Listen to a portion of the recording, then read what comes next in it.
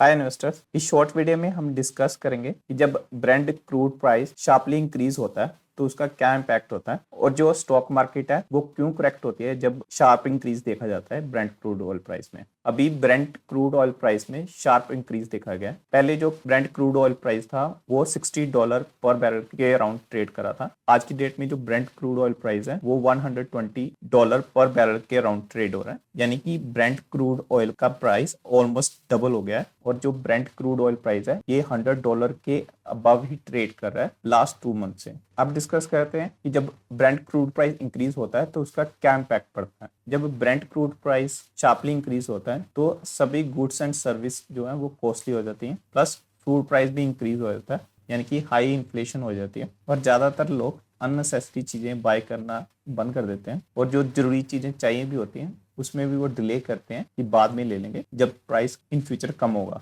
क्योंकि सभी चीज़ें महंगी हो रही होती हैं तो इससे लोग लिमिटेड चीज़ों पे ही पैसे स्पेंड कर पाते हैं, जिससे कि परचेजिंग पावर जो है शट डाउन हो जाती है। और जब ब्रेंट क्रूड प्राइस इंक्रीज होता है तो उसका जो इफेक्ट है वो लॉन्ग टर्म के लिए रहता है। ऐसा नहीं है कि आज की डेट में अगर Brent crude price sharply decrease हो जाता है तो सब कुछ नॉर्मल आ जाएगा। कुछ टाइम लगता है सभी चीज़ों को स्टेबल होने में। और क्योंकि क्रूड प्राइस $100 पर बैरल के अबाव ही ट्रेड कर रहा है लास्ट 2 मंथ से, तो इस चीज़ का इम्पैक्ट कंपनीज के फाइनेंशियल्स में दिखेगा। तो नेक्स्ट क्वार्टर का रिजल्ट कंपनीज डिक्लेयर करेंगे, उसमें असली इम्पैक्ट दिखाई देगा जो इंक्रीज हुआ है क्रूड ऑयल प्राइस में।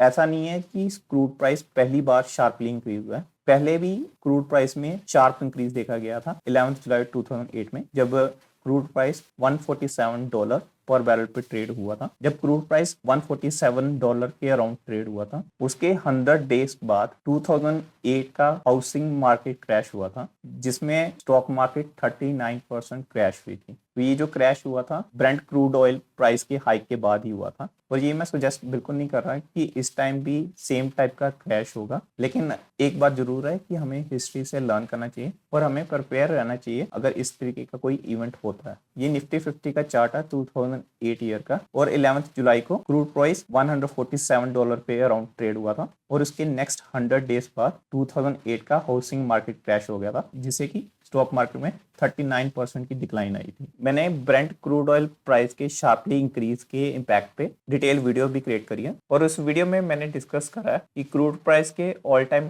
हाई लगाने के बावजूद भी जो स्टॉक मार्केट है उसमें करेक्शन नहीं आ रही है। स्टॉक मार्केट सेम ही प्राइस पे कंसोलिडेट कर रही है। तो करंट सिनेरियो में आपको स्टॉक मार्केट में कैसे इन्वेस्ट करना चाहिए, ये चीज हमने डिटेल में डिस्कस करी है उस वीडियो में। Thank you.